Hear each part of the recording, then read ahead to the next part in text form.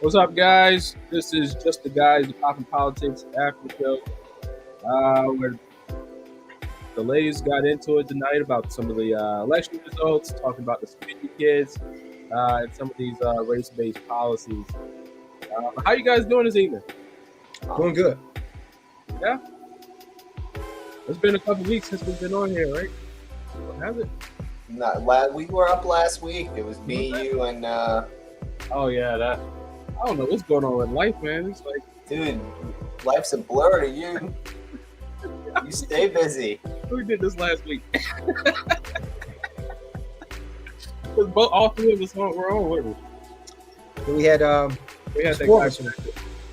We got that guy Patrick. Yeah, Oh, and Black Republican theory. Bert, Yeah. BRT. All right. Oh, yeah. Okay. Cool. So yeah, guys, let's go ahead and get into it. Dang, I really forgot about that. You should start taking some ginkgo What's that? supplement. Help with that memory loss. I don't know if it's like really a memory loss thing. It's just like so much has happened over the past week. You know what I mean? And then like you get like overloaded with stuff that even happened today. Just remember, I have to, at every moment I get the opportunity, I have to say this. Remember, since 2019, I have been saying that Hogan is running for president. And everything he did since early 2019 is to position himself to be the leader of the Republican Party to counter Trump. Like, his whole thing is to pull back the Republican Party from the edge. And I called it. That's all I care about is that, because everybody's going to start talking about it over the next 2 years. It's going to become one of the hot Republican topics. And just remember, Isn't he following the playbook? Doesn't he have a book out now too? And everything. He has the whole thing. He does it all. He got himself the think about all the steps this guy took. And I know people who know people familiar with him, whatever. And back then they would tell me it's crazy, his health, because he's a cancer survivor and all the blase talk that he would never even consider it. But the fact is that this man, everything he did, co-chair of the Governors Association, every interview he did on every news network for the pandemic, he pretended to be the Republican leader of the party, like the government in exile guy. well, I mean, CNN loved him. It seemed like. Everyone loved him. He was on everything. Everybody had him. He became a vocal anti-Trumper. Even Fox had him plenty. So yeah, so we had the primary election yesterday. We probably won't see the true results until maybe another week or so. But as far as the governor, the Hogan backed candidate, Hogan got slapped all over the state. What do you think, Tyrone, on that? Well, I think it should be an eye opener for Hogan. This is his state. This is a state where Biden just destroyed Trump. Yeah. Yet the Trump favored candidate, the Trump backed candidate, took out, the moderate Republican endorsed by the sitting governor. And if I'm running for president, that's got to concern me. Yeah, but that's not like he's to come out. First of all, like I said earlier in our chat, like he's the Kamala Harris of 2024. He's going to be a guy who runs and not even carry his own state. That's right. But the fact of the matter is that he was like a guy who was in a position to be a leadership role in this party, and he gave it up to die on the hill that he hates Trump. Like, we have to pull back all these people, especially in Maryland. I hate to break it to everybody, but like plenty of people in Maryland have become more open to voting Republican, even if they're still Democrat. So is anti-Trump a winning message, though? No, it's not. That's what I'm saying. Like, that's my point to like what KJ was saying. Like, I argue very clearly that what Trump lost by in this state is not a good barometer, because he has personality defect that voting for him directly is a negative, because people who would vote Republican may not vote for him in Maryland. Whereas Cox, just because he's endorsed by Trump, if he can find a way to message like the guy in Virginia, Nordham did, what's his name now in Virginia? If he could do messaging like he did to Yeah. win Virginia, he can get those moderate Democrats who are mad that schools are falling apart, that crime is rampant, that taxes are out of control, and that so when it shit's comes to let's be clear. I just want to say I disagree. This is my opportunity because now that I have a platform, I get to disagree on air with KJ because I think that she is in this cult that if you're not anti-Trump in this state as a Republican, you're dead in the water, and and I hate to say it like this, but that shit's just not true. Yeah, so that I guess that brings up the question for me. Like, what's the difference between the Republicans and Democrats if Republicans are only going to do things to say we just want to win, we just want to put forth the candidate that's going to win versus actually sticking for Republican values? Then we're just looking like the Republicans are just looking like Democrats at that point. Then, right? If the message is we'll just do whatever it takes to win, to have just an R in the seat. What's the difference between a Democrat and a Republican? Want the university professor answer for that, or the guy who worked in the hallways of civil service? Because I mean, if we want the university, I defer to Tyrone. He can give you all the very intellectual. I want Tyrone to jump in here. Well, look, hey, what you just said is kind of been disproven last night. Cox has got the picture with Trump, that's out there. He was kind of demonized by, the moderate wing of the party for his association with Trump, for his endorsement by Trump. And I think that what we have a real opportunity to do is to develop a stark difference in leadership between Larry Hogan, moderates, and Democrats, and what a real conservative can do. And that's why on the comment, I put in that comment on the other show that he should go in with a plan to improve the school system in Baltimore City and take care of the crime. That does two things. It shows that he's serious about making a difference with a conservative message, and it cleaves this whole PG County, Baltimore City thing. As long as you've got them, you've got the state, maybe that can erode some of that. If you go into an area with a real problem, show what conservative values are capable of doing in terms of fixing the problems that the city has. So, I mean, I think you bring up alluded to a good point that that people were pushing forth Dan Cox to win because they see him as more beatable in the general. Does Wes Moore have the upper hand here? I mean, they thought that with Trump too. There was a period where Trump was laughed at, Hillary was ecstatic that he was the nominee, and that turned out to be not the case. That he had real credibility behind him. So I think anytime you get into this, in fact, the Rush Limbaugh tried that with Obama. He had this whole campaign where he funded. He encouraged people to fund Obama and vote for him in the primary, and that backfired on, the Republicans. Yeah. So that's always a dangerous game to play. Can I jump in here on this? Because to get back to the original point, if what you say is true, if we're going to give that premise any credibility, then I can instantly disprove that that's what they really believe. If it's about voting for people who can get electability, right? Like that's the term that we. When you say who is the they in this scenario? Because you're saying that you said that Republicans in Maryland want to put forth candidates that are electable. Is it that like being electability versus conservative values, like standing on principle? Now, what type, like what party, right? That's what started this discussion. So to go all the way back, to start from there, and you said a lot of things, Tyrone, that, like I said, you want the educated thing, the man with that wall back there, dude. It's intimidating every week sitting by him. But anyhow, he's my favorite, and everybody should check out his show, Soldiers of Finance, and subscribe, the whole nine, shameless promotion. Anyhow, back to that. If that was true, the simple disproof is immediately Hogan's office comes out, he's not going to support Cox. If it's about electability and you want to be this leader that's going to shift the party away from this crazy right-wing, ultra MAGA nationalism, populism thing, then you'd want to bridge the gap with who's going to be your replacement if they win.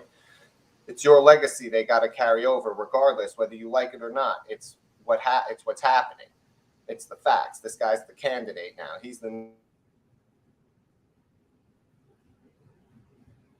Are you still there? You know, your political proxy war with Trump, then you're not looking about electability and you're not trying to be the leader he's claiming to be. That's the first to disprove. Like, I'm not saying you're wrong. I'm just saying, like, they're hypocritical in that mentality. The other thing is that he's been it's denying of reality. To say that you're immediately not going to back the candidate shows a level of denying the reality on the ground. The voter base has spoken. Right. Overwhelmingly, the people who are willing to go to the polls this year, right? Because this year you would think the primaries would be hot and we had shit turnout. We've had crazy turnout the last few years in general. Overall, there was an upward tick in turnout, and all of a sudden it went from the greatest turnout in 2020 to a measly, 10%, whatever, for primaries. And this is an important primary for the Republicans, especially here in Maryland. We have some key things. Enthusiasm is low across the board. It's an underestimation of the reality on the ground. The Democrats who are moderate in Maryland, there are a lot, yes, 5-1, 10-1, doesn't matter. But there are black folks who proudly support Trump in the center of Baltimore. So right? what I'm saying is this, right? I want to, because I think you're making the point that there is a difference between the Republican Party and the Republican voter. Right, and what I'm just saying that the lead always, but even more so that our leadership. Hey, give it. Can you hear? Okay, all right. So what I'm saying is the Republican Party, they're pushing for this, the establishment is so often was what is referred to. They're pushing for this ideal candidate that's electable, and it's clear that it's happening. Because immediately after you have the Hogan camp saying, I'm not supporting, we're not supporting all of these type of things, right? But then you have the Republican voter who's actually pulling the lever, who's saying, hey, this is a decision I believe that we should go in. So yes. The Republican Party is alienating the Republican voter.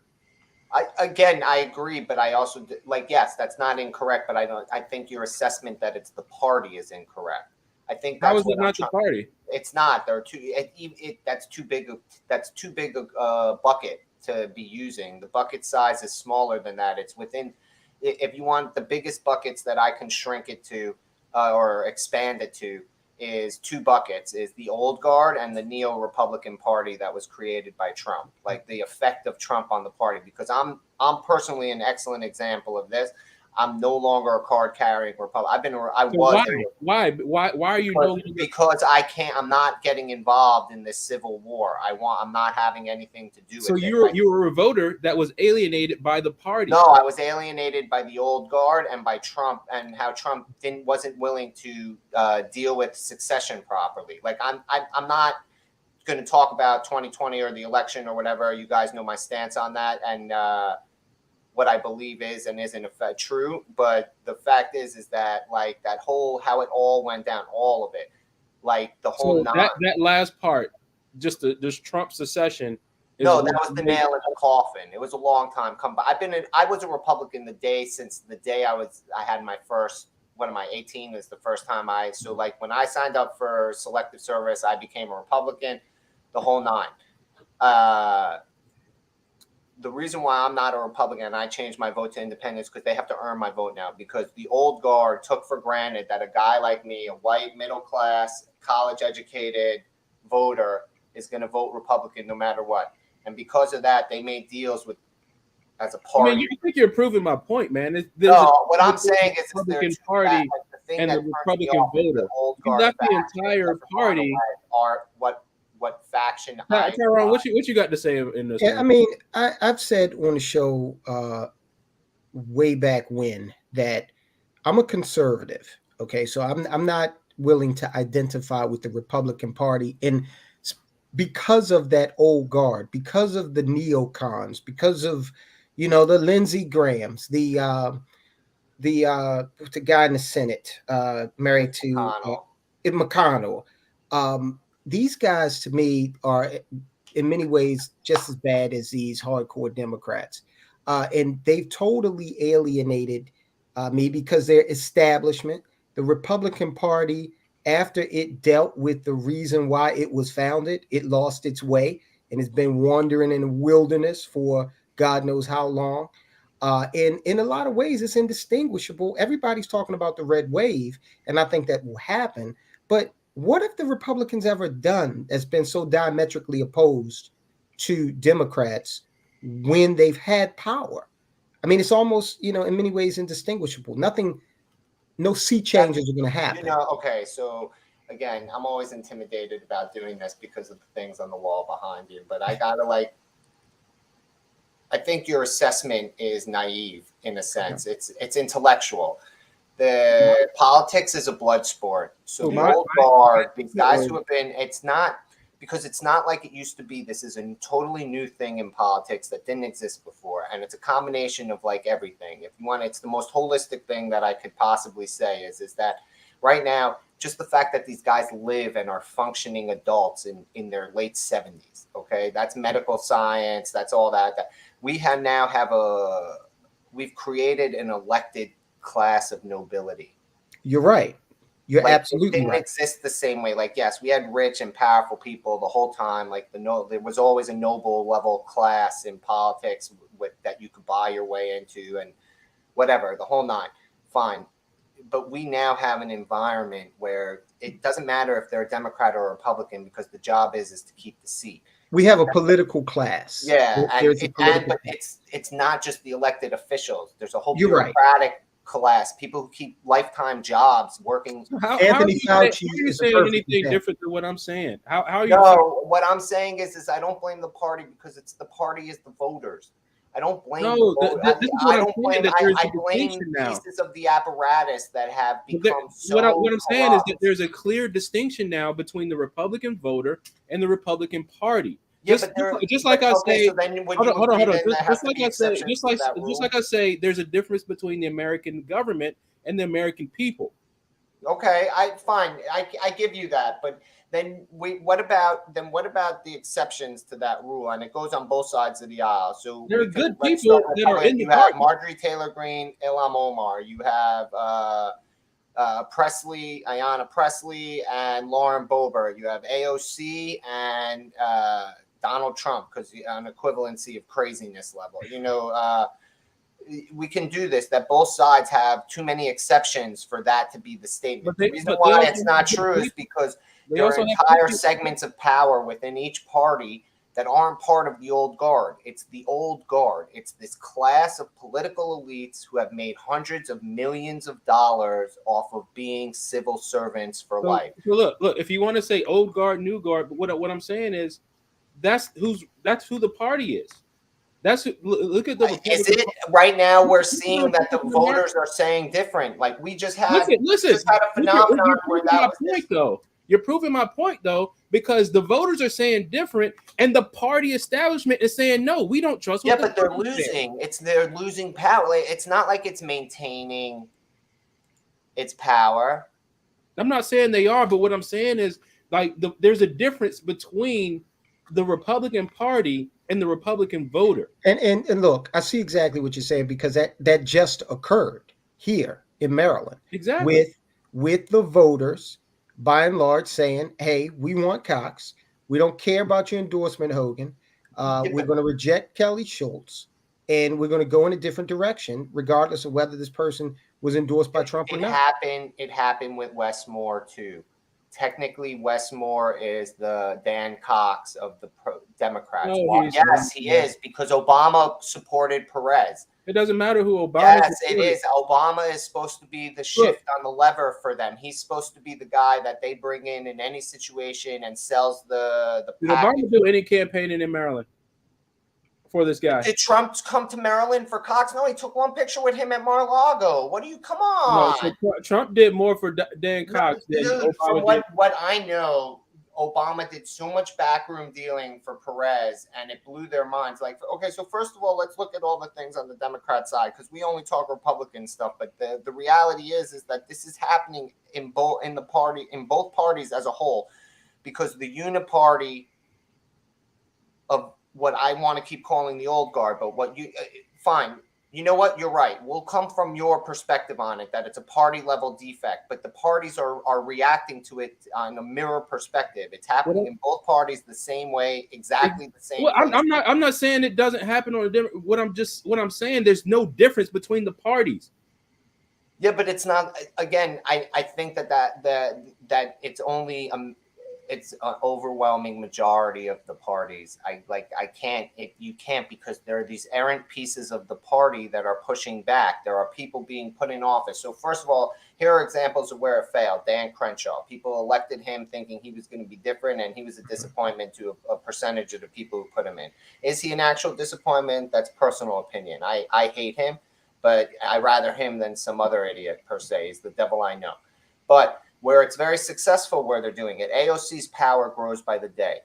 That woman is going to be the most powerful person in the progressive caucus that will ever exist. And she can say some of the dumbest shit. It doesn't matter. Yeah. And A, she's hot. B, the camera loves her. And C, she loves the camera. She can make one Instagram live and millions of people around the world know about it. You know what the other thing that is very interesting, if we're going to talk about it like this, the perspective on this, is that whatever we complain about that was going on under Trump, because of this upheaval amongst our political parties, while Yana's over there, she do 5 countries now in 2 weeks in Europe, everywhere, random strangers, when they meet an American, they make fun of our politics. They make fun of Biden. They make fun of politicians in general. But do they make fun of Americans?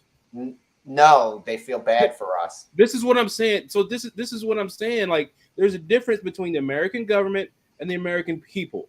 There's a difference between the voter, and you can say either party now, the Republican, the Democrat. There's a difference between those parties, and there's a difference, and the Democrat voter or the Republican voter.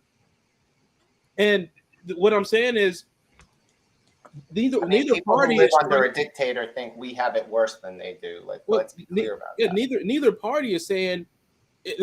Both parties, let me say it like this: both parties are trying to cherry pick and handpick their own candidates, and they're telling the voters that you have no say in this.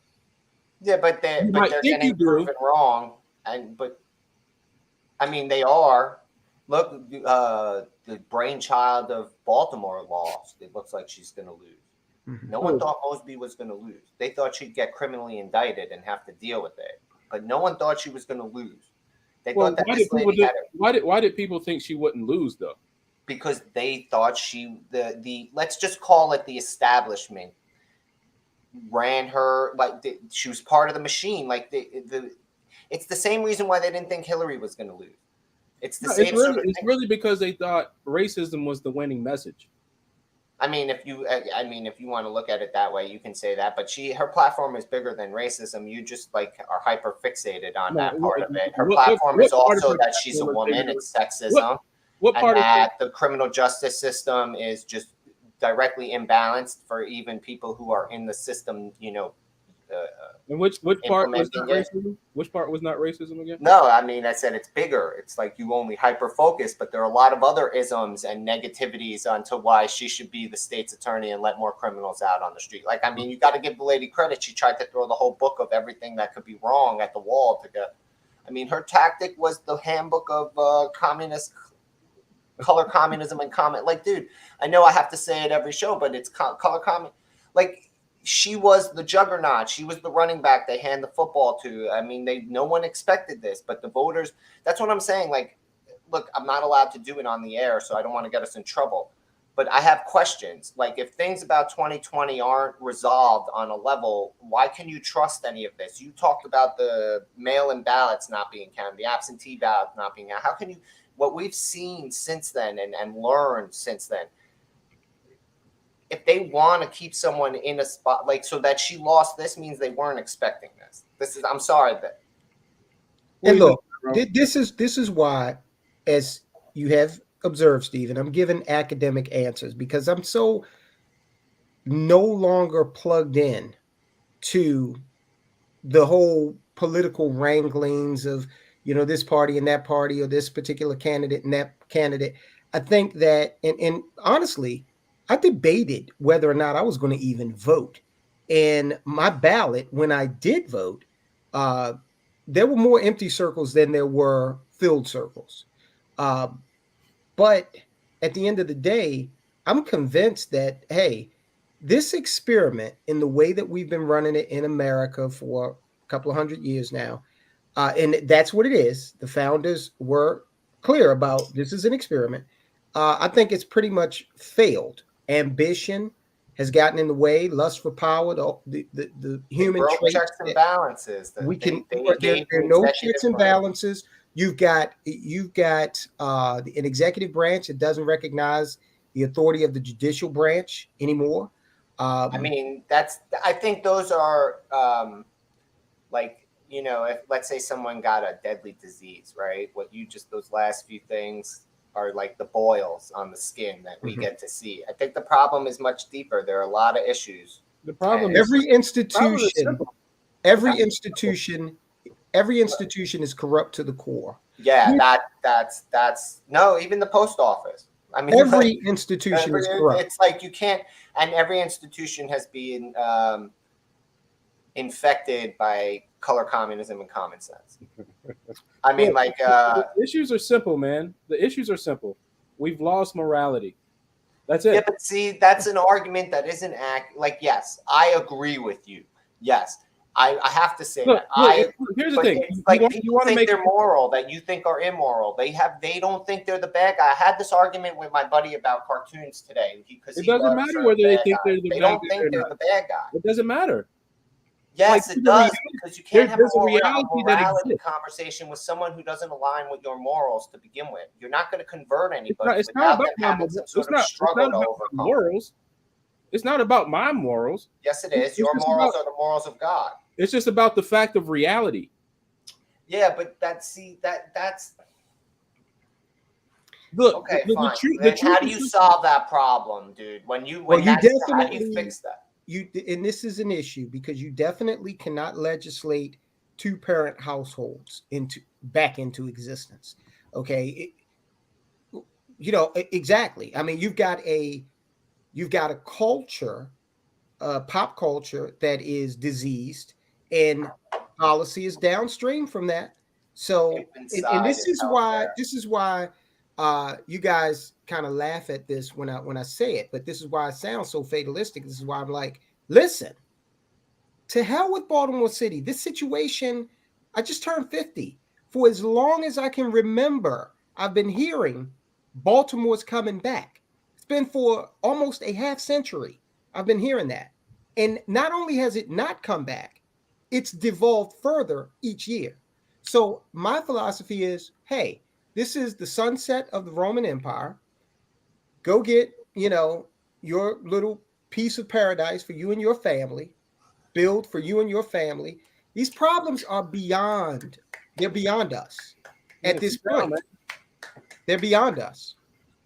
I see, but I always get caught in this trap when things like this come up, because on one hand, I'm a big let's try and fix, like, never give up, never surrender for all you Galaxy Quest fans. But at the same token, this is what late Empire life looks like with Wi-Fi. The problem is that your attitude doesn't account for what you live. Okay, this is going to sound so fucking rude, but your attitude doesn't account for the next generation, like what we leave our kids, our grandkids. That attitude creates a scorched earth, that they have salted fields to grow their crops. And because if you a good man, it's the parable of, evil wins when the good man does nothing. And you're right. That's a very accurate point. But if you look at it again from my lens, I don't have kids. Now, I do have a host of nieces and nephews who I care about, but I don't have kids. I neither do I, and so I get what you're saying, but I have a whole nieces and nephews and great nieces and nephews and siblings and family all over the world, and my girl has family all over the world. I mean, it's like, okay, it's this morality that the future mayor of Baltimore talks about. It's that if we want to believe that morality, that sense of a godlike purpose on the world, even if you don't believe in God, the concept of that there's a morality that's intractable, that murder isn't good, like cold-blooded, premeditated murder is bad. in general, right? Like you have like the concepts that you don't steal, that you don't kill. Like in general, you want to avoid committing, like as Socrates said it at his trial, to be not religious. That you don't want to put evil out into the world because it comes back to you tenfold, right? Like you don't want that karma. So there has to be, the rules can't keep changing. So And listen, I joke with you, Giovanni, about you are eminently qualified to be the mayor of Baltimore. You would be several thousand steps above what the city has now. But honestly, that would be like saying, "Hey, Giovanni, the captain of the Titanic, he just fainted. Now we know the ship is sinking. It has a big hole in the side, but now you're going to be the captain. We know you can do it. The ship is sinking." yeah, but at that point, his job is to get everyone to all the lifeboats and save as many lives as possible, right? Like That's true, but how does that look in the case of Baltimore City? So that looks like getting crime under control, getting education. Like, so you're not going to fix that education as a black hole, but you know what you can do? You can build a perimeter around it to stop letting ships just float into it. Get some school choice. Get them having to be more competitive to keep students. Get the community policing programs working instead of just being money pits. Like, I don't disagree with some of the Democrat policies towards dealing with issues. Part of this is social and changing it culturally. You do need these after school programs, mentoring programs, but actually do it for ones that produce results, not ones that look good on paper because they check a lot of, qualification box, or their ESG score for a company on the markets are good. Like, let's be clear. Like, let's give real solutions. Again, that's what I mean. It's like, yes, I count every day a blessing. I literally have the greatest life thanks to the craziness of the fucked up COVID-19, because I'm an IT guy and I get to work from home. I haven't seen the inside of an office in years. At this point, it's years. Like, I made, and that's an exaggeration to some degree. But at the same token, I wake up, I move at my own pace. I don't deal with traffic every day. I get to walk my dogs 3 times a day. I get to work out every morning. I have a beautiful woman I have breakfast with and lunch with and dinner with every day when she's home, like when she's in the country. Like, I get to have a perfect life thanks to all the madness. So yes, you're right. You have to count your blessings, and I have a very good life. So I'm not, there's no reason to like even minimize that. Schedule. What was that? You just gave us your schedule. I'm just saying, like, nowhere to find you. Right. If you want to take me up on it, if you have some problems with my easy life, my look, man, I think when we talk about how do we restore this, we have to make because you can't have the mentality it's all. My point is no matter how good it is for you, you can't have the mentality that it's all burning down. So just enjoy what you have and don't try. Like, we have to try. Even if all it is it gets more people onto the lifeboats. And I do agree with that. And I'm sorry, I got all like I. No, you're fine. The way that I choose to do that is by trying to push this message of economic literacy, to try to convince people that there are ways that you can legally opt out of being taxed as we grow our national debt. There are ways that you can actually take advantage of the pillow talk that Paul Pelosi receives when he's making his investment decisions. I'm kind of if you can't beat them, join them type of individual. And look, when you talk about late stage empire, it's not like Rome ceased to exist. That whole thing evolved into something else. And I'm always talking about the dollar losing its hegemony. That's happening. That's not something that's going to happen. It's happening. They're talking about it every day. Today was just take oil from India or some country in the country's currency. Right. I believe it was India saying that they would pay Russia in rubles for oil. No, something else. It was even weirder. It was like Russia was taking money in the country's in the money of the country buying. The purchasers, like they were, but that's what I'm saying. Like, you're talking about the loss of hegemony. Like they're bringing in. This is what I mean. it's like the old guard is so hell-bent on maintaining its power, they're purposefully directing the decline in it, like thinking that if they direct the decline a specific way, it'll move the way they want, and not taking into account the bottom eventually comes out, right? Like look at the housing market right now. That's a All right, so we'll going to come back to the voting part. Well, let me say this real quick because I you will got me forget talking this. to him finance now. I will forget this. There are these. This guy named Mark Moss has charted these what he calls 200-year cycles. So 400 years ago we had the Protestant Reformation. 200 years ago or so we had the American and French Revolution, and so he's got a couple of more in there, and it shows how these cycles occur at 200-year intervals thereabouts, and we're at the point where we're at one of those intervals. So it's just interesting from a historical standpoint. Thought I'd mention it. Can you put that in the comments or something somewhere so we can remember to check that one out? Yeah, sure. That'd be cool. All right. So one more thing on elections. So just to follow up on some of the things Shelly said, he has a chance. I really wanted to hear what T had to say, because I think T is a Westmore fan. She met him a couple times, but I don't want to put words in her mouth. But I know she gets googly eyed when she sees Westmore. So I wanted to hear her opinion on some of this stuff.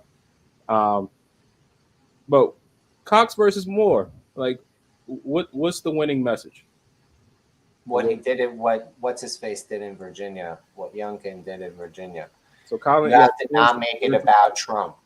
You have to do everything to avoid making it about Trump. It can't be like yes, the former president endorses me and believes I'm the right hand move, and keep it moving.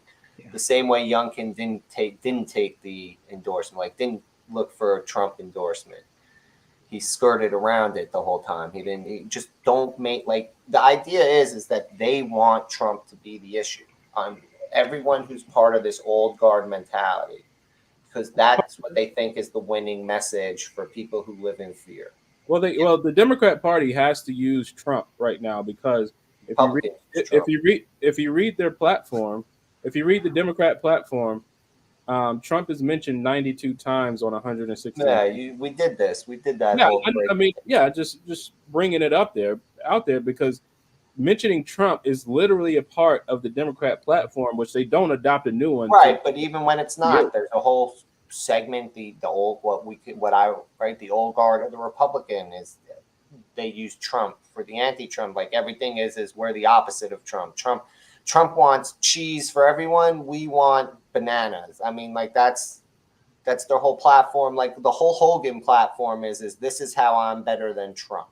But that I think that's the standard bearer for all American politics. Period. Again, that's the Republican establishment here in Maryland. It's not okay. Forget about him. Pick another Republican. Look at any other, Adam Kinzinger or Liz Cheney. I'm talking about Maryland. Let's talk about Maryland. We're talking about Maryland right now. Okay, so I'm just saying like that. Cox can win if he can appeal to the Democrats that are fed up with what Democrats are doing, and there are way more of them than they openly admit, because so many Democrats have buyer's remorse with Biden. They were promised that everything that was good under Trump would be better because they had been convinced it was bad. All right, so you, Tyrone, what's the winning message for? Again, I think he should probably locate. He should have two campaign headquarters, one in PG County, one in Baltimore City. He should harp on that school's message, because Youngkin really attacked education in a way that was appropriate for what was going on down there. You got more than enough meat on the bone with education in Baltimore City right now to really sink your teeth into that. And that crime issue, which is the schools issue and the crime issue, is a Maryland issue because taxpayer money is involved. Okay, so to the extent that he can develop a plan and put that out there and show a presence in Baltimore City, then I think that will help him out tremendously. You should partner with your lawsuit. You should come out, get a photo op. Mm-hmm. I mean, I don't know how good it is for your lawsuit, but if I was him and I was looking for easy things to pick on to get points, that's something that one couple of photo ops, couple of press conferences with you in the lawsuit, that's good for him. It would be good for him to do. There are a lot of things he can do because I really believe that there's a whole segment of the voter Democrat, right? Like that you make that distinction, the voter and the party, right? So the voter Democrat, a lot of them are, so we live in Maryland and we're educated enough to know that abortion is encoded in our Constitution. So it's, they can be a pro-life as much as they want. They can't have that here. So, like how Shelley said, they're not one issue voters. If they're smart enough, there are a whole slew of Democrats that you can win over. They're miserable that everything. I mean, they talk about that gas came down 50 cents, yet still I'm looking at it being $3, $2.50 more expensive than I paid for almost. Yeah, and I encourage people, don't get programmed by the fact that, gas is $4.50 a gallon. Don't get programmed into being comfortable with that, because it's not just the tank that you're filling up for your car. It's also all that produce and meat that you're buying from the grocery store. It takes energy to get there. Yep. I do agree with you, Stephen, that he should join that lawsuit because that's something that's unassailable. Okay, especially since the attorney Crump got involved. So how you gonna criticize this? The fact that he isn't already on it, like that there aren't politicians, because it's whatever. The point is that a recurring theme is that they don't want to change anything. They want to maintain, like the old guard wants status quo. The status quo requires so much shit to stay fucked up. Yeah. I mean, if you really want to fix a culture about single parent households, stop giving out welfare. Yeah. Create environments where it's burden. Like we do everything, and I'm not saying it's a bad thing or a good thing. Everyone has their opinion on this, but in our country, our poorest people live better than the middle class in most of the developed world. Exactly. Let's be very clear on that. And we have poor fat people. Yeah. We have poor obese. We have poor obese people that aren't glandular. Okay, let's just be clear. We cover it for all our inclusive woke people. Yes, we're talking specifically about a very unique group, but that still exists. Yes. And we have all sorts of problems that are like clown world, bizarro reversal world shit that makes no sense. We have a massive crime problem, but our poor have some of the most overwhelming basic necessities provided to them. Even our homeless have it. Climate control, indoor plumbing, food stamps, and programs, vouchers. They talk about socialism and how that's going to save us. How? We have 80% of the programs that would be implemented in a purely and they don't work here. Right. The biggest problem is let's go back. We're going off again. I want to go back to the winning message, Wes Moore versus Dan Cox. Dan Cox should come out and say, Dan Cox should just come out and say, we've got poor fat people. Yeah. So I just wanted to kind of reiterate what Shelley said, which is stick to the values, because I think that's key to his campaign, and not tailor a message for Black people or for white people. I think it'll be interesting to see how Wes Moore tailors his conversation based on his audience versus just speaking to everyone plainly. How much do you think Wes Moore campaigns? How seriously do well, they? This is a major race. Biden wrote it out in the basement. Well, I mean, this is for the mayor. Not mayor, but the governor's seat. So there's got he has some major places he needs to campaign to win. Why? Where in Baltimore does he need to campaign that he's not already getting the vote? So this isn't just the Baltimore election, though, right? This isn't. To win, it's like any other. No. Let's be clear. To win the governorship of Maryland is like winning the presidency of the United States. In essence, it's not an electoral college, but especially in Maryland, we have one of the oldie-timey systems where it's like counties. And he doesn't have to win. if you play their game the way they do politics on the left these days, the number crunchers already day one, he's winning in all the major counties and all the PG in supporting Baltimore counties. County, PG, Montgomery, Howard, Anne Howard. Arundel. They're going to give him everything that would even remotely look blue. They're not going to take Dan Cox. Like the biggest mess, like you want to talk winning message for Dan Cox is to know he's the to treat it like he's the underdog. Well, that's all he has to do is go campaign. If you're, but that's what I'm saying. Westmore is not going to feel they're going to try and replicate the. Look at Kim Klacik. You know why Kim Klacik didn't do better? It's not because she wasn't a better candidate, because we have so many shitheel candidates winning all the time. It's because Mufani, however you pronounce his name, wouldn't debate her, wouldn't directly deal with her head on. So he never validated her. So she never got the chance to steal any votes from him, like by making him look bad. That's a congressional seat. There are enough people in Maryland that will justify a debate getting more public, like this publicity to happen. You can't just do it. You can't just do it sitting in the basement. I don't believe what Westmore could do, because if he does, yeah, but how much? But does he have to debate Dan Cox head on? Could he, like, that's a popular thing now? Just pointing at like a popular trend is unwillingness to debate your opponent. They have it happening all over, especially because he's a Trumper. They're giving passes to the anti-Trump. Oh, we don't debate because he's an extremist. He's a fringe ultra MAGA. We don't have to debate him. Well, look, all the anti-Trump policies, where have it gotten us? Like, it doesn't matter. That's okay. So yes, as the voter, but like the voters don't control the debates. If we did, there would have been. They control the debates. Okay. How are you going to get Westmore to agree to more debates than he wants to agree to? So those voting blocks, and say, hey, if you're not willing to sit here, share your platform and engage in the civic process, which is debate, then we're not vote. We can't even draw. You're right. That is correct. And then in the real world, which voting block? The unions, the teachers' unions, the court unions, all the major voting blocks that would support Westmore. They don't care. They don't want him to debate Dan Cox. They just want to ignore Dan Cox and not treat him as a serious candidate.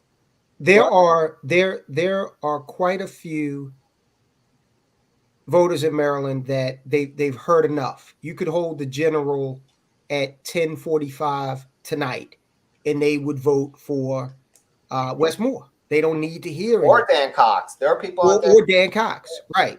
So it's Dan Cox. He's the one that has the burden of really campaigning for this, especially after a 2-term Republican being the guy, because the party that's leaving rarely ever wins again after you get to your term limit. So, like, now, if I recall correctly, Anthony Brown, when he was running for governor, he tried to, play that role where he wasn't going to do. He was kind of felt as though he was coronated, and you know how that turned out. So I think that Westmore, if they're looking at history, they probably want a campaign. It can't hurt them to have the candidate out there at least kissing some babies. He doesn't have to make these long, drawn-out speeches because that can get you in trouble. But he needs to be out there because, again, don't take anything for granted. That's what happened with Hogan. That's how Hogan got it. And you know what? It's also because, like, again, I'm going to say there's a huge portion of Democrats who are dinos, but not in the way that we use it when we talk about politicians. In terms of the voter base, there are a lot of people in Maryland who are Democrats because that's all they know. Like so they're much easier to win their votes in this shithole economy and rising crime rates and drug problems skyrocketing and the fact that you can't drive down a major intersection in a key tourist district without getting accosted by squeegees. I mean, like, that's a level of insanity if you think about it, because practically, how do you deal with that problem not from a political perspective, from a day-to-day, I'm the mayor of Baltimore. How do I deal with a war on squeegees? Like, if I want to get rid of them, what do you do to get rid of them? How do you solve the problem now? I'm not talking about the generational, like we solve it over 10 years. How do you deal with the problem that you stop having incidents now? Squeegee was an issue back in the 80s. And the people that were doing it were grown men. And they were doing it to get $40 to, get a few vials of crack for the day. Back then, it tried to get off the ground and become a little bit of a scourge. And Kurt Schmoke stomped it out. And Yeah, the city just that's said, enforcement. You have to book right, we're all them not on going to vagrancy tolerate or it. We're not going to tolerate it. yeah, And but that means you arrest them and you prosecute them. that's what happened. Right. Arrests were That's made. what I'm saying. And then that means leaving like I'm just talking about the practicalities. And then at all the major intersections in the larger areas that it was happening, you have to leave cops on the corner with a mandate to literally physically remove these people regular. Right. Like, so again, that returns to the fact that they have to be willing to police at a level that they're like, I mean, a city in Minnesota just defunded their entire police department. Yeah. You know, like I'm saying, like we're in the day and age where, so again, you have this problem. That's my point. Is like no, you're right. I mean, on many levels, we're witnessing a societal breakdown where institutions that are supposed to function in certain ways are not being allowed to do so. And or the opposite, they don't want to. Like Marilyn Mosby is I don't want to do so. Sure, and she doesn't have. Maybe it's not that she doesn't understand, but the trend is not to actually go and lobby on behalf of changes that you want to see made to the law. It's just, I'm not going to enforce. I'm going to unilaterally decide that I'm not going to enforce this. Damn, and this mentality goes all the way to our White House. It does. And it doesn't matter who sits in that chair because of the Unitarian theory, right? You know what I'm talking about, Mm-hmm. that the president can do no wrong because there's a concept. Everyone in any form of power has some sort of mentality of that now. And all the way down to every level of government. Every government official thinks that they are a superior individual. Absolutely. And I forget which president said it. I forget which Supreme Court ruling it was about. But the Supreme Court ruled in a way other than the executive would have preferred. And there was an enforcement action attached to whatever this was. And so the president simply said, they don't have an army. How are they gonna enforce it? So that's kind of what we're seeing today with New York just saying, not only are we going to ignore the Supreme Court's 2A decisions, we're also going to turn up the heat on unconstitutional infringement.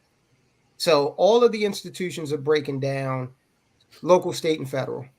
So this is, I guess, because good men like Giovanni won't run for mayor. We didn't switch topics quite a few times, but it does bring up something that I do have a concern about, and is at which point does the common man break to then take matters into their own hands?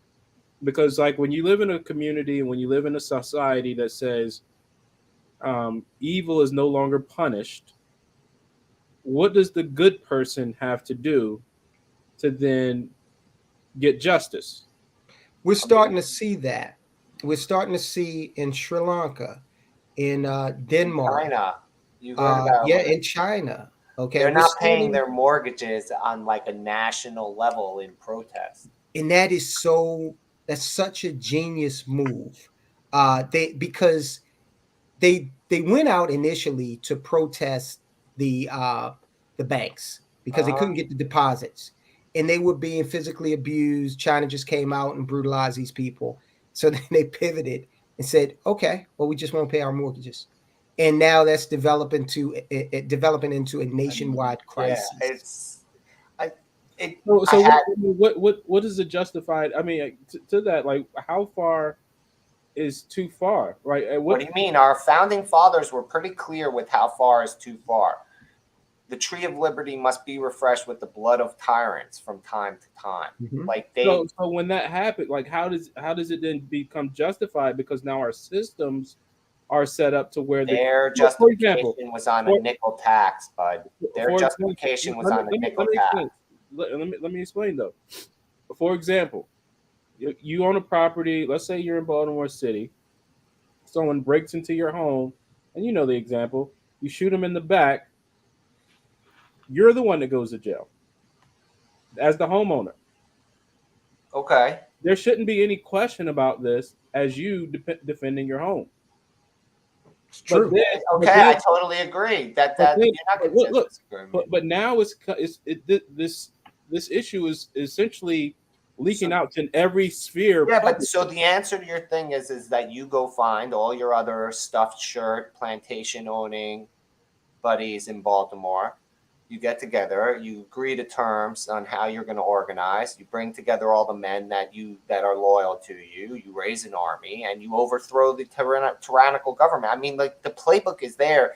And by the way, once they invented that playbook for revolution and freedom and independence, it's been reused over and over and over. In fact, our CIA implements pretty much the exact same plan over, and it's the exact same thing. You have to find more of those people in that fancy high top restaurant that you took me to. Was very cool. It's still one of the highlights of my adult life, is hanging out with Giovanni. You got to hang out with him. Fancy. I was privileged enough to spend about an hour with Giovanni. I treasure that memory. Oh, I'm telling you, but like, if you ever get the chance, you should hang. Like, I've hung out low key with him, but when he goes like night on the town, that's something else. But like, when he's hobnobbing on those penthouse restaurants in downtown, he's supposed to be doing what they did in France to get the communist revolution running, sitting around bitching about and getting together ways to raise up, to get the common man that listened to you to pick up arms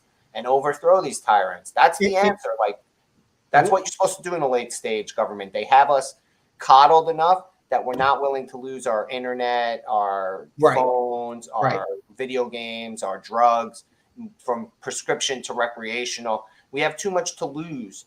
We make the trade-off. Sorry. We're too comfortable. What you saw in Sri Lanka was people are hungry. Okay. They can't eat. They don't have enough money for energy. So they've been pushed to the brink. They've been pushed past that point where the government can't even provide basic survival at this point. So what do we have to lose? One thing that we also have in this country, in addition to decadence, is, and that keeps us pacified, we also are so divided. Okay. And that is something that the media, in conjunction with the government, I was watching a Senate hearing a while back, and they were one of the senators asked, so he asked the CIA director, to what extent has the CIA interviewed or had any dealings with the media? And the director said, I'd prefer to answer that in the closed door session. That tells you everything you need to know. Okay, so the media apparatus is adept at keeping us divided. And as long as you have that division, we fail to realize that we have more in common economically than, all of this colorism, and Rosita didn't wave at my kids. Yeah, you know what's funny about the whole Rosita thing, right? You know what makes that whole thing, like, ironically dark humor funny? That whole Muppet thing for Sesame Street, Rosita was introduced to have a more diverse representative, and now they're accusing the representative Muppet of racism. That to me is the ultimate. That's ironic. Yeah, proof you can never be too woke. But can we just take this one step further? Like, I agree with what you just said about the media and the conjunction, but from a more meta perspective, isn't it that's what we're okay with? We're willing to have the most corrupt government on earth. And the reason why it counts as the most corrupt is because it has the ability to be the most honest. Most other governments don't, because they're tyrannical or autocratic in the nature, where the rules are in favor of the government, not the people. But technically, the rules are generally in favor of the people in this country. And the people who govern us choose to still be greedy. That's true.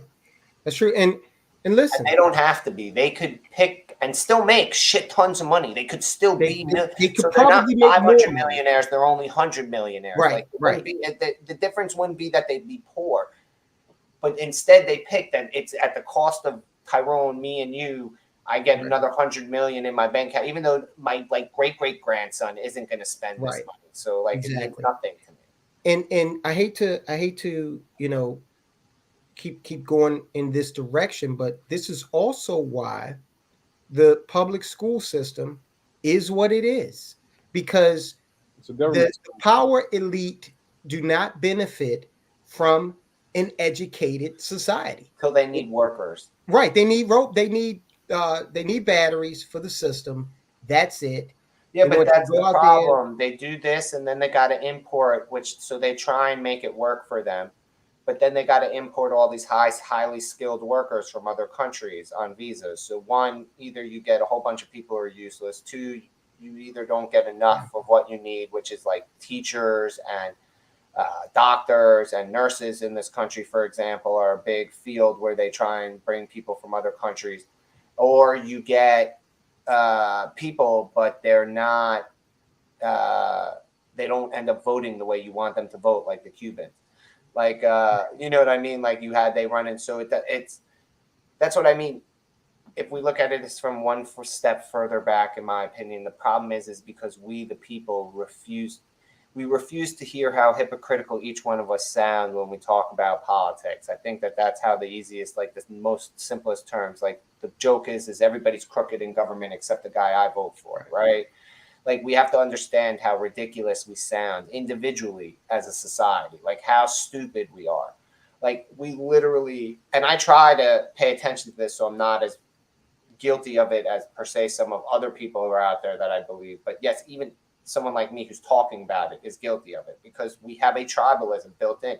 Like I have a hard time at any point voting for a Democrat anymore just because of what the Democrat platform is, not because that individual person lost my vote. It's like they're non-starters. And this goes back to why I said, I'm really having a lot of consternation at this point about voting because the process hasn't proved itself to be effective. And there are no philosopher kings on the ballot anywhere. Yeah, there's no Marcus Aurelius anywhere. Right. So, I mean, it's like, in fact, I always use this example. I'll bring him up again, Kurt Schmoke. So we went from a Harvard grad, Rhodes Scholar, mayor of Baltimore, to a guy who walks around bragging that he graduated from Mervo. Okay. No offense, Mervo grads, but I mean, it is what it is, right? Well, when you have the other things on your docket, on your CV, look, that's the problem. Or the fact that books like the Tuttle Twins get called propaganda by other Republicans. Like that's Monica Smearman called these books propaganda. Like that's what she said. Like literally they teach the basic functionality of the systems of society, civics, finance, social. Yes. So they have a libertarian leaning. But talking about education vacation. Yeah. That's a really good one too, because that one they talk about the kids went on vacation, so they got out of school. But when they went, when they got out of school, their time away from school, they learned so much. I bet. Right? And it's like the compulsory learning system was teaching them very little about anything in the world, but they went away for like a week or 2 weeks. I forgot how long they went away in the book. But they learned so many different things from time, like how to manage your schedule when you're traveling, to what other people do in different parts of the world. I forget where they traveled, but they traveled to some other farm, learning how to live off the land, and they still did the schoolwork that they had to do. Yeah, the public school system is all about institutionalization. If you look back, it's modeled on the Prussian system. There is no secret as to why once you get elected into some kind of office at mayor or above, and many of the legislators, your kids don't go to public school, okay? Because public school before that, but yeah. One of the first things that Obama did when he was elected was he ended the school choice program in DC. DC had a school choice program, and there were kids, inner city DC kids from Southeast, who basically were shown the door as Sasha and Malia were coming into city. Oh, yeah. You want to see something incredible? Look up the menu. Look up at the lunch menu of Sidwell Friends. Okay. The rooftop restaurant you guys went to probably is 4 stars. Yeah. The Sidwell Friends cafeteria is 5 stars. Yeah. Okay. So this is the quality of education. They're being taught critical thinking. Okay. They're being taught a sense of true history even whether they respect it or not, whether they want to pervert it or not, this is not what's going on in the public school system. It was never designed for that. Yeah, but so can I ask you then? So doesn't that mentality invalidate the whole pipeline argument that schools are a pipeline to the prison system in inner cities? That it's not the school that's actually the pipeline. The school is just a broken system that fails. I No, think the public school system is a pipeline to economic mediocrity. I don't believe it's a direct pipeline to. Well, like, because don't they say prison. that about inner city schools that for minorities? It is. It's I think it's both, right? It's just it's a pipeline to government dependence. Yeah. Okay. Isn't it more that it's not actually a pipeline? It's just a collapsed system. Like no, the system. If it would be like a the pipeline system, implies that it was built to do that. Like that's how I It feel was- that it was argument. built. do that. That's Right. the point. It was built to push all these people into jail. No, the school system that we have in America is Yeah. based on the Prussian system. It was built to produce followers, to produce obedient followers who could do tasks based on direction. That's what it was. Look up. Yeah, I mean, look up the Prussian origin. Name me a time in history that education was anything more than that. Like there's There very was. very That's few why. times, like they call it the Enlightenment, when you have a period of time when the whole point of education is. I mean, even in Rome, late Rome, Just look before compulsory education in America. 2/3 of the country couldn't read or write. That's not true. There was a time That's why when they made it. those who had access to education were educated more so for enlightenment. But in the run up to the Industrial Revolution and during that time, education turned into how do we train someone to fit as a cog into this machine? Yeah, I don't disagree. I don't disagree about that at all. I'm just saying, like, I don't think the intent was to put people in prison because there's that argument that the school systems. I don't think that was the intent. I just think that it's failed so badly that Yeah. because it's so broken, now it just produces shitty people. You know, Well, like, I don't think it was broken. I think the role was expanded when they found out what we can do with the education. Because, like, why would you start measuring the outcomes of? Why would you start measuring the predicted outcomes of a third grade grader who couldn't read? Like before, jail wasn't on that list. Jail might. I mean, if you couldn't read past in the third grade, then you might have been working in the field or something. That jail wasn't the end all be all. Why are we start measuring that? yeah, that's my question. Yeah, I have the same question. So it's not necessarily. It's like, how can we use the system to get the desired outcome? When we have some of the most brilliant people that live in the U.S., they're not thinking like, okay, like we don't want these people in prison, so how do we fix the system? No, this isn't broken. This is doing exactly as designed. It's just that when it was initially created, it was designed to do this. Now let's expand because we can do so much more with it. Yeah, we can indoctrinate. Yeah, but they failed miserably. Their own indoctrinated youth have turned on them. That's true. Like you have like this whole generation of kids in high school now that are gonna like. So I was trying to say earlier. I'm sorry. A lie can only stand for so long. That's not true. Lies stand for centuries, man. Hey, look, truth always went out. There are people. What point in history did truth win out absolutely, or did we just eke by? Because like every victory that we count as a truth winning out is literally in reality eking by. Like we squeeze the win out most of the time, snatching it from the jaws of defeat. When you would use that mentality. You can make the argument that the truth eventually, some sort of truth eventually comes out, but that eventuality, that might be several generations. There are people who lived in the Soviet system, born and died. There were people who were born under slavery and then died of old age under slavery. So for their entire lifetimes, they were under the yoke of, a lie, but didn't do them any good that the truth finally came out maybe 100 Yeah, years but from there now. are plenty of them. So your Soviet example, there are plenty of people who grew up in communism. Communism fell. They had the 90s. Now they're old and they want communism back. That's true. Like again, that's my point. That's true.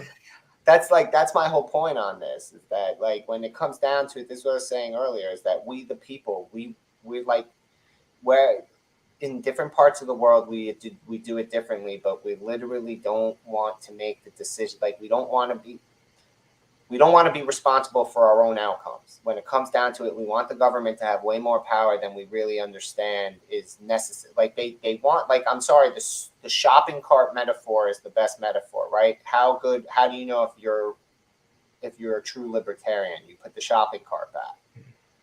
Because that's something someone else will come and pick up, so you don't have to. But they put the things there so you can put them back so that there's order to things.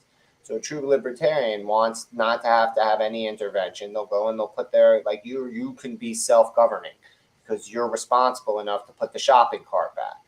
That's a good way to. People don't want that. They want the guy to come pick up the cart. And if that means they have to pay more for the groceries, and then it evolves into the fact that now the grocery store gets to tell you how to eat and drink and whatever. It's the same thing we do with government. It's exactly what we do with government. It starts off with, because you said, what's the limit earlier in the show, right? They did this over a nickel. They made this country. Like, let's be clear. They were mad that they were paying taxes for goods that they grew. It wasn't like the stuff that was coming from out. Right. The whole problem is that they'd load their cotton onto a boat and then it would be unloaded, and that would count as if it came from England. Right. And at that time, this wasn't 5 years after they landed at Plymouth Rock. At this time, there were people who they had no connection. They had nothing. They were British colonial citizens. Like just being from a colony made you a lesser. Right. Like, that's what I'm saying. Like, you talk about these things. We're well past any breaking point that should have triggered the American public to overthrow the government. And it's because we have the freest nation on earth. That's the reason we have it the easiest when it comes down to it. Ultimately, because we can sit here and I don't have to worry about the CIA kicking in my door after what I just said. People want that. People want to be able to get up, go to work, come home. They don't want their lives to have disruption or struggle more than they have to deal with to begin with. They're not going to add food shortages to overthrow the government. So, I mean, that's why I think there's a lot of mental illness in America now, because people are past that breaking point, and you really don't know how to deal with it. Like I said, when you see that criminals have more rights than law-abiding citizens, and then there's nothing you can do about it. I mean, people. I mean, that's a reason to go crazy, and I think just knowing that we live in a constant state of chaos where left is right and down is up, that that does lead to a lot of the issues that we see just as a functioning society, and that's the dysfunction. Good night, buddy. 100%, boss. 100%. So look, top moment from the lady show tonight. What you got? Oh, that dude, that they have a troll, fan. Like, they have a recurring, that guy, General Savage, he comes into the different shows and trolls them. So, like, they've reached a level of internet famousness that they now have their own troll fan. Like, that goes out of their way to come to the shows and put stupid comments. Nice. Tyrone, what about you? Yeah, just a discussion on Mosby. I think that when I look at her, I just think, wow, what a wasted opportunity. Her arrogance, it's Shakespearean. Her arrogance, the age-old issues, just, lady, you could have really made a difference. Yeah. And instead you went out, and your legacy is going to be what it is. She's going to prison. It's just a shame. And look, I'm no Mosby fan, but she does have small children, and it's got to be tragic. at the prospect of being away from those kids. You really think that she's a good mother?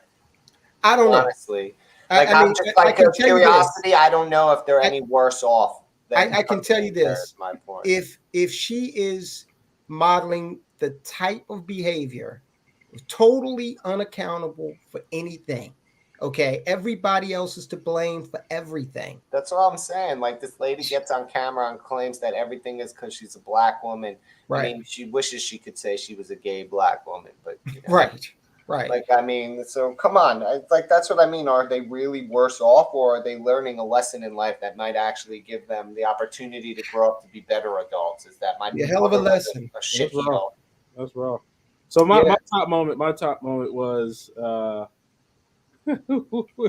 when Shirley said she cried for the two kids. Oh. She said she shed a tear for the babies, and I get it. You know, you never want to see your kids like disappointed like that, particularly Rosita just fucked up, man. It's not so simple. Affirmative act. See, this is what happens when you do affirmative action hiring. Yeah. But I do think the kids are being more traumatized now by the additional publicity of the incident versus just like, you know, just busting out. And that goes back to why I say fathers are needed. You know, because fathers be like, you know, let's just dust it off. Yep. We'll get the next whatever. Or just went over there and grabbed the Muppet and say, hey man, you know, you missed my kids. Like, now you just need to sit here and take a picture or something. But like publicizing like this, man, I think it's horrible. Yeah, I do too. I think we look for things like that to, like, I feel like because they have to fill this endless bucket with news, they look for the stuff like that. That's clickbait. That the only reason why that made anything is because it gets people to click on it. What's crazy is everybody's kind of doing it. Like New York Post is putting it out. I mean, what's the difference between now and Washington Post? I mean, New York Post used to be. Is there a difference between any of them? Like, I stand with Tyrone on this. Like, they're part of. If they're not the archetype, they're at least instrument of the archetypes of our destruction. Yep. This arrangement that you all have put together, this is the future. Okay, that you guys saw the survey they did a couple of days ago on media and how like 16% of the population trust them. And I'm thinking that 16% must be people that work in media. This is that's not future. true. People work in media and know that they can't trust the media. And I consume a lot of like old people who watch right. It's like 6 o'clock news people. I consume a lot of news from overseas. I was really pissed off when they took Russia Today off of YouTube. RT? Yeah, because it's like, all right, I watched that. They're like, laughing at us, right? Like, Yana has been telling me, because she's been back, right? So when most of the time she was in the EU, but for a little bit she was in Belarus to visit her dad, right? Because that's where she's from originally. And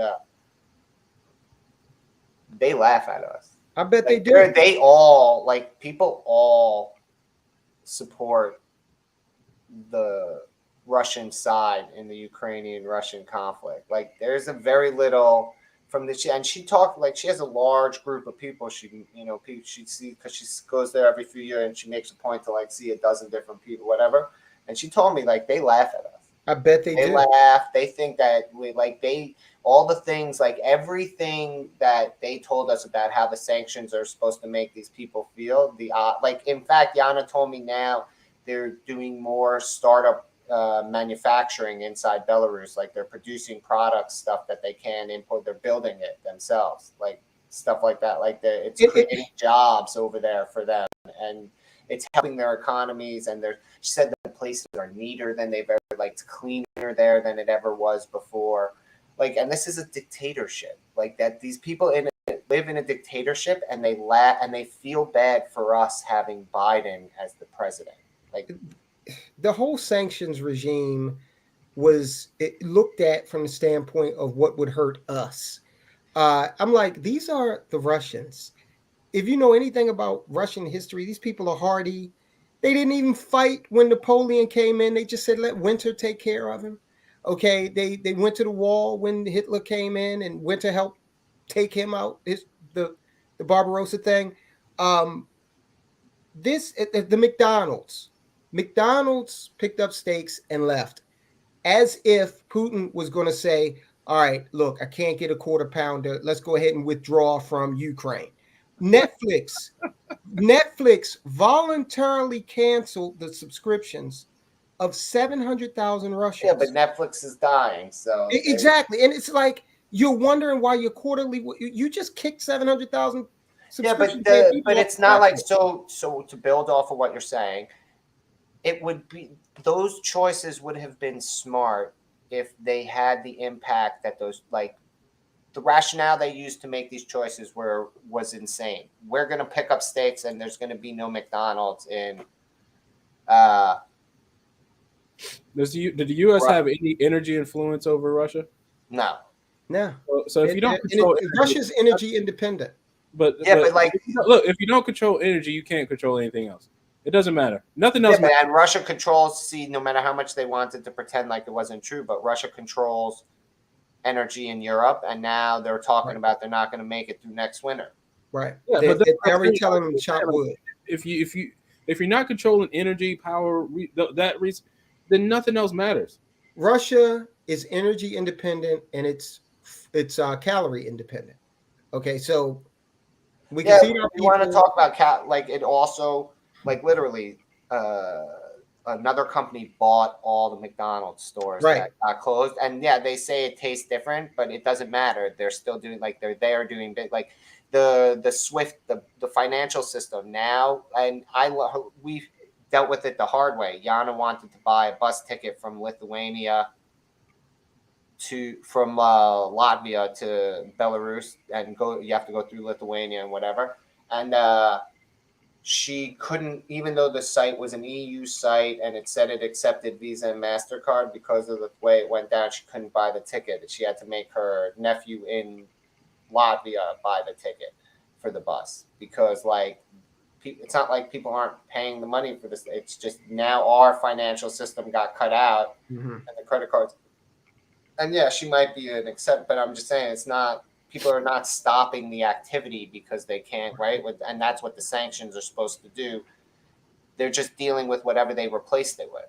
They're doing that, and they're also evolving beyond the Western-centric financial model. Yeah. Okay, so you've actually forced them into a paradigm where they can build something that makes them independent from the Western hierarchy. It's insane. The whole thing is. So one last thing, because Tyrone, you're on here. One last thing that the ladies talked about was a little bit more about Marilyn Mosby, and she made the statement. I wanted to highlight here because I wanted to get your thoughts, both of you. So he says, until we get serious about the root causes of poverty and the inequity, then we are going to have people of all ages and all races having to hustle and make risky choices. In most cases, or most instances, just to survive. So I wanted to ask, what are the root causes of poverty and inequity? Well, first, let me say this. I hate when politicians try to link poverty to criminal activity as if they go hand in hand, because they don't. We were poor coming up. And one thing that my grandfather used to say was, when you go out and go about your business, don't get arrested. And if you do not waste your one phone call on this house. So there was an understanding that, we're poor, but we're not going to engage in, illegal things. The root causes of poverty are that's a whole show in and of itself. It goes back to what we've talked about it on the thread in terms of LBJ. We talked about it last week. LBJ's Great Society program took fathers out of the home. The welfare became a crutch, instead of a temporary handout. There's no financial literacy program that is. You got a National Department of Education. And the one thing they cannot do is say, hey, we're funding all of these systems. We're funding all of these systems. we want a financial literacy program throughout the system. So are you saying they can't do it or just won't? They They won't. are.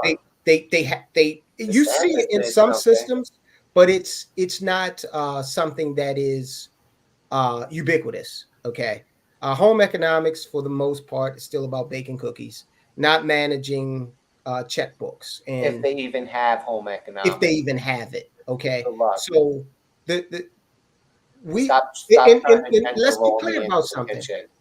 And this is I'll end it on this. The reason for that is because this is a consumer based economy. And so America, literally, there's nothing in it for the government to get people to stop being conspicuous consumers. That's why you'll have pockets like my little audience, who I try to convince to buy assets instead of liabilities. But there is a reason why you don't see a concerted effort to teach people how money works, because then they wouldn't be conspicuous consumers. If you knew that a bank was not somewhere that you're supposed to try to grow money, then that system would fail. Mm-hmm. Okay, and that's run by the Federal Reserve. You can't have that. So you got to have people putting their money in the bank for 1% interest in a 9% inflationary environment. You're losing. So what about you, Gimpy? So what are the root causes of poverty and the inequity? And I want you to Not having stuff. focus this towards the squeegee workers. What There's no. calling them workers is funny, but So, okay, I can't tell you what the root causes of poverty and inequity are, because that's every poor person is poor for a different reason. No two poor people are poor the same way. It's like that. It's the same thing also is that it's this concept that one day we're going to eliminate poverty and inequity. So let me ask you this then. It's not possible. Let me ask you that: because of those root causes, does that force people to have to make risky choices? Yes, Does it does poverty- force people to does have to poverty make force risky people- choices. People have to choose between easy money and hard work, and it's much more impactful when you can't afford your next meal. See, that's the only thing by what I agree in the risky choices term. It's like, yes, because if I'm dirt broke, like literally dirt broke, I need to get money immediately now to feed myself. So, like, yes, do you have to make the worst possible fucking choices? That's on you. Like, and that comes from a lot of things.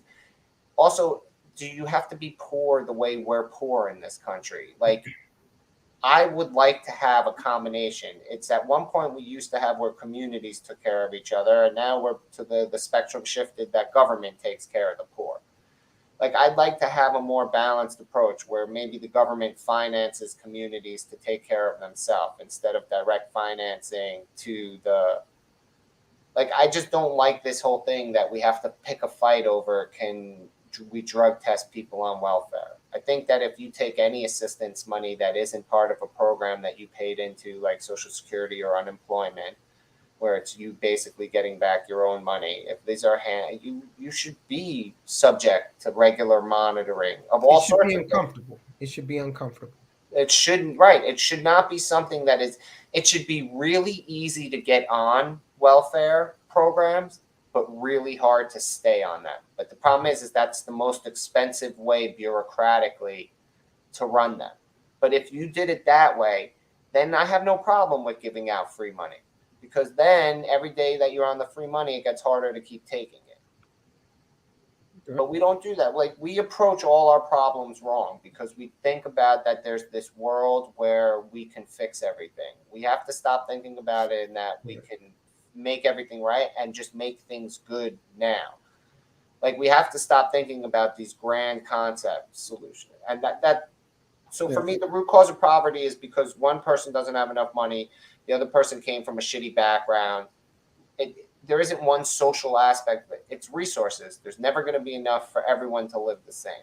So when Marilyn or someone says we need to get serious about the root causes, what you're saying, like, there really are no root causes because everyone's situation is the same. So if you follow that line, she probably believes the same thing you believe, and that every situation is not the same.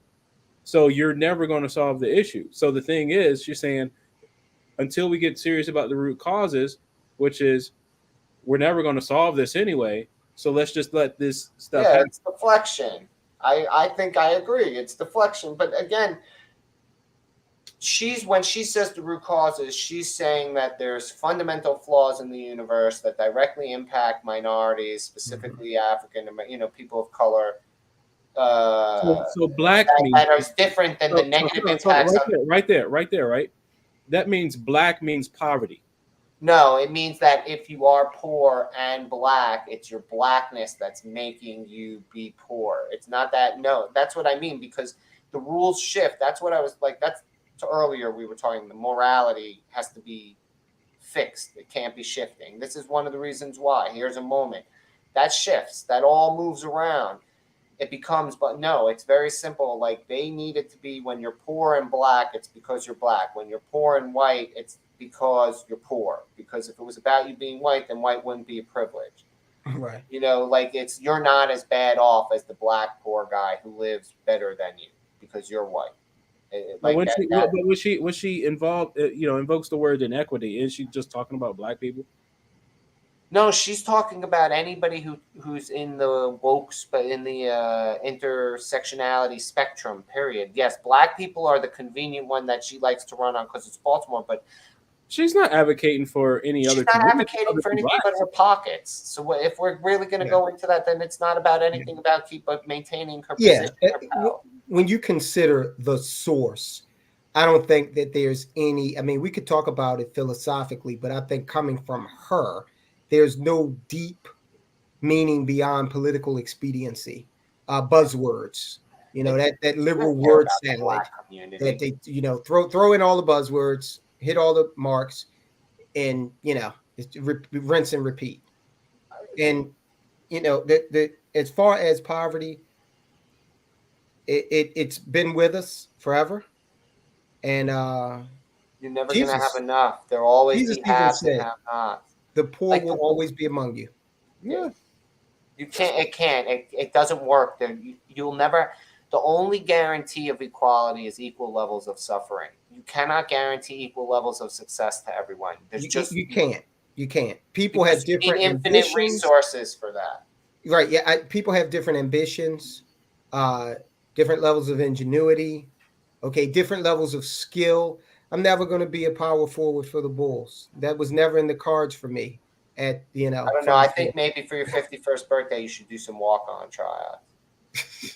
That'd be a good comedy skit. L Walk says poverty of character leads to risky decisions more than just being broke. I agree. I agree with that. I very much. I'm sorry. Poverty is not an excuse. Not because I think that I'm better.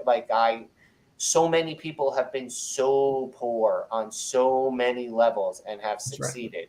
So that by itself should be a demonstration that being poor by itself alone doesn't disqualify you from success. So has anybody been poor before? Say again? Has anybody been poor before? I grew up on North and Dukeland, man. Like how many risky decisions did you make? Risky choices did you make? None involving criminal activity. Like in this context. How about you, Gimpy? I plead the fifth. Oh, okay. Yeah.